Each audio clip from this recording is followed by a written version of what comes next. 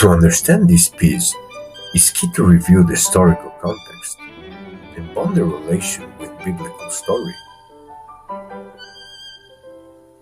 Michelangelo conceived this statue from the beginning as a political allegory, a symbol of the new Florentine Republic, being established after the first overthrow of the Medici. Michelangelo felt identified with the new republican regime.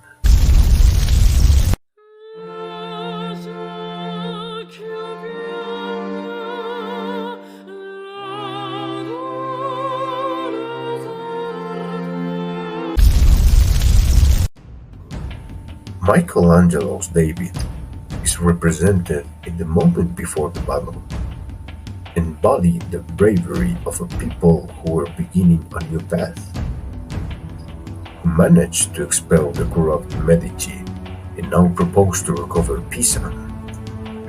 This moment is key to understand what Michelangelo wanted to transmit in this monument.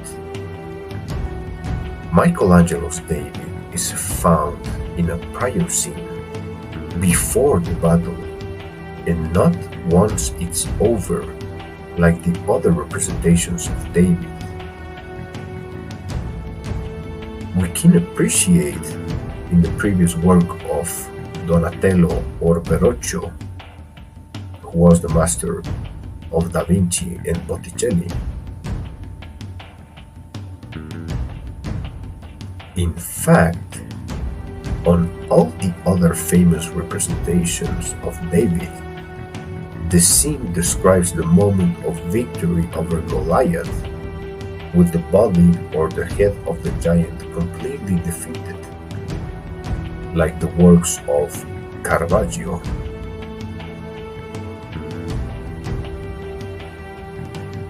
Or the works of Orvetto or Tancio da Varallo. But Michelangelo's David is the only exception. This is a very powerful message. When the battle is over, it is a moment of celebration. But when it's just beginning, it's a moment of fear, stress, and uncertainty. It is a bad moment, especially when you're facing a losing battle. A combat when we don't stand a chance to win. Michelangelo is making all of us a simple question. Will you fight a losing battle?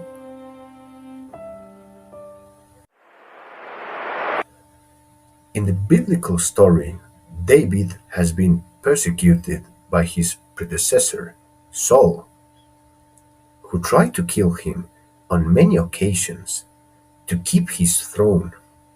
Saul is represented by Girolamo Savonarola, a religious fanatic who organized a revolt that overthrew the Medici's regime, establishing a radical theocratic republic, and ended up being worse. Savonarola led a cult that terrorized Florence during his government, directing the new republic as the Confalonieri, causing public executions, of whom he called sinners, and forced the population to get rid of their luxuries, to live an austere life. He created the infamous bonfire of vanities and burned every object that he considered sinful, possessions, books, art, and even persons. Savonarola even forced Michelangelo to burn his own artworks. For this reason, the biblical King Saul and Savonarola are related in this work, for being brutal with their own people and their descendants, two irrational and excessively disturbed persons, a According to the biblical story, Saul was tormented by a demon who could only be freed from when David played his harp. The disputes between Savonarola and the Borgia family, especially with Pope Alexander VI, would end up costing the Florentine religions his life. In 1497, Alexander excommunicates Savonarola. The Pope's followers enter Florence and imprison him along with several of his followers. 1 year after, in 1498, Savonarola signed his confession, and a few days later he was executed at the stake along with two of other followers in the Piazza della Signoria, the center of Florentine power.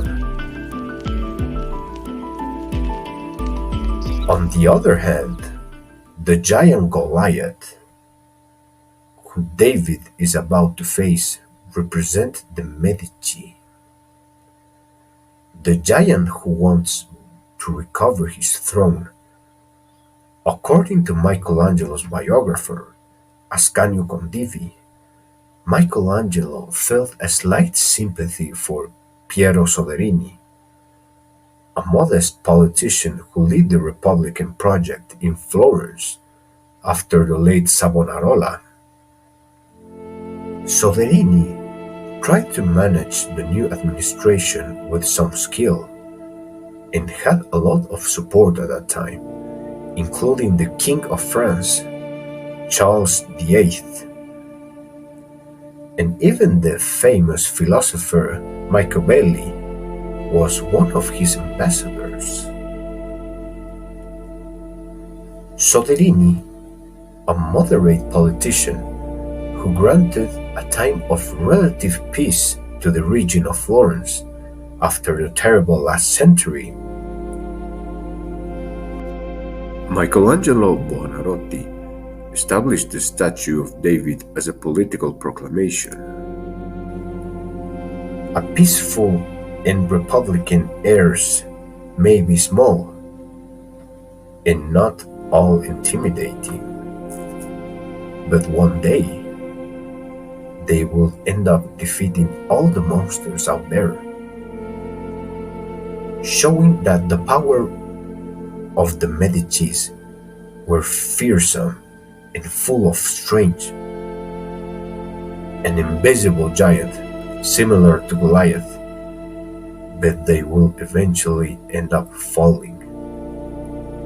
This is a clear political statement, and the final location of the statue gives us the final confirmation. As noted, the David was initially planned to place in front of the cathedral. Therefore, at the beginning of 1504, a committee of 30 experts was created to decide a more appropriate location for the David. Among them, Leonardo da Vinci, Sandro Botticelli, and Filippino Lippi, who had to decide a more appropriate location for the statue.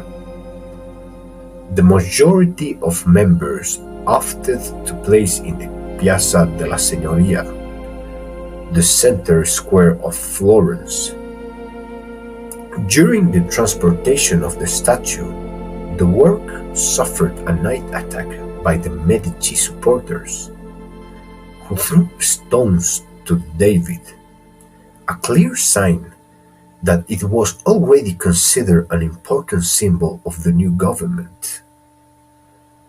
Although the Republic of Florence will have a short life, it was suppressed in 1512, and finally, in 1532, the Medicis retake the control of the government with Alejandro de' Medici. 2 years after, Michelangelo will leave Florence forever.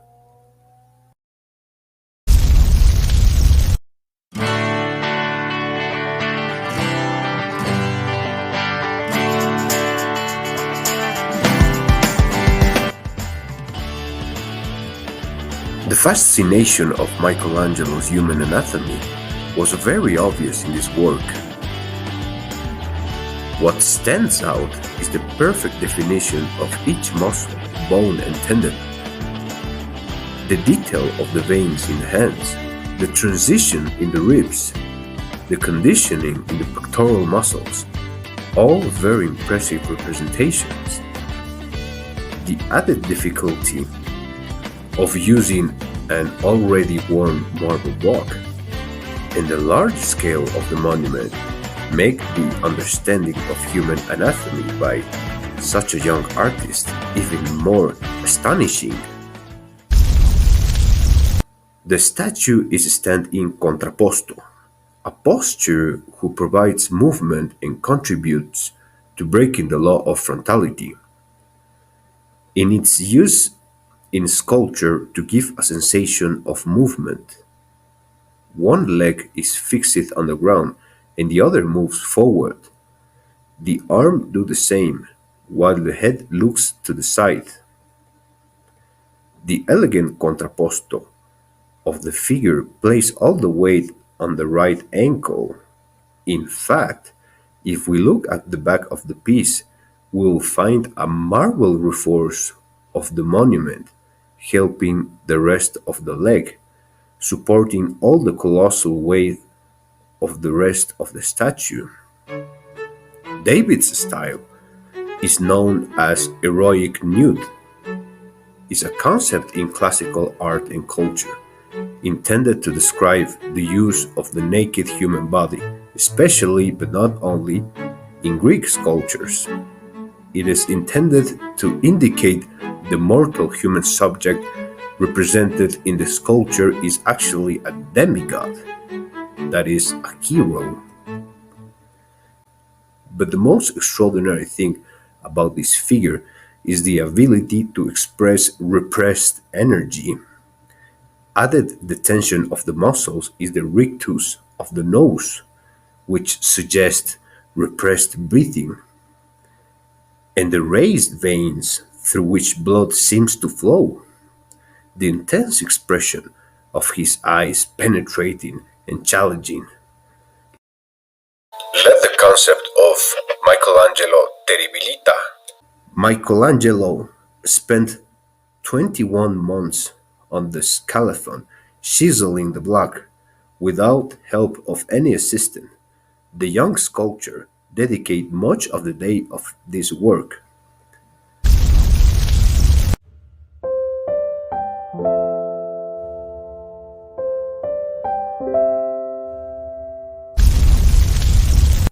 In the Old Testament, the believers were initially slaves. After a terrible adventure, they end up establishing in the region of Canaan and forming a powerful kingdom called Israel. In this part of the story, the emphasis is on three kings: Saul, David, and Solomon.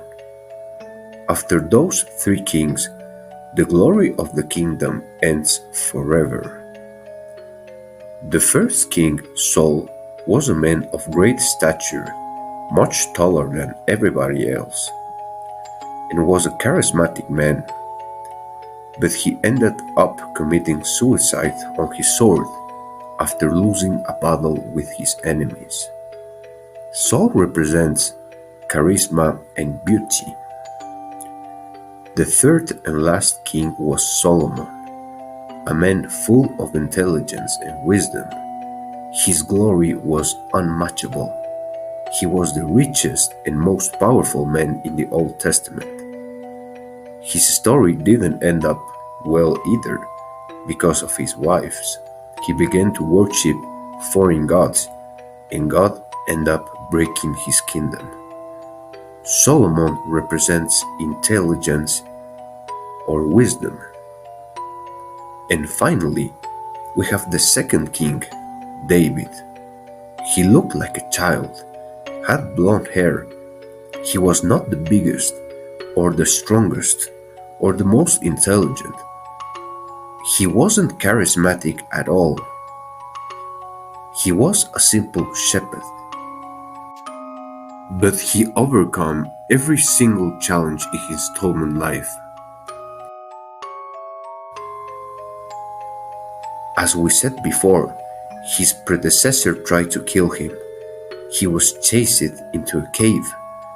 When he stayed for a while, scared, crying, desperate, David has to face the giant Goliath, as well as countless battles, but he always experienced victory.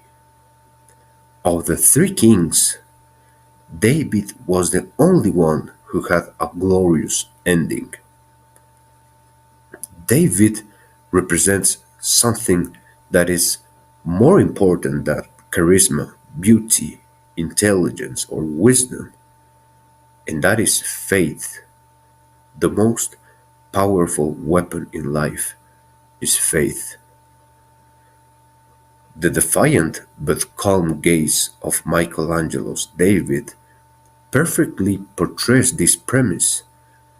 David is about to face a losing battle. He don't have a single chance of victory against Goliath.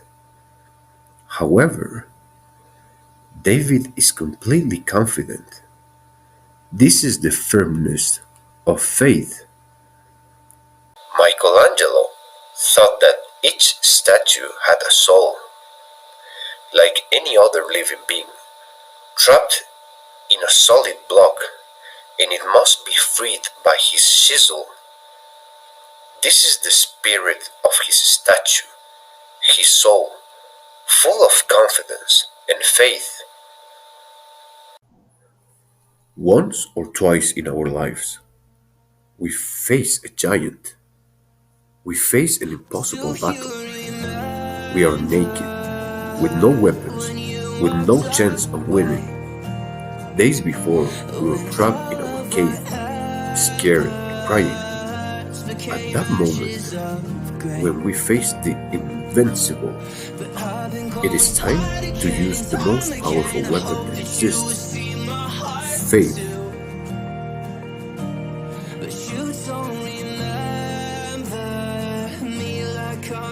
This is the legacy of Michelangelo's David.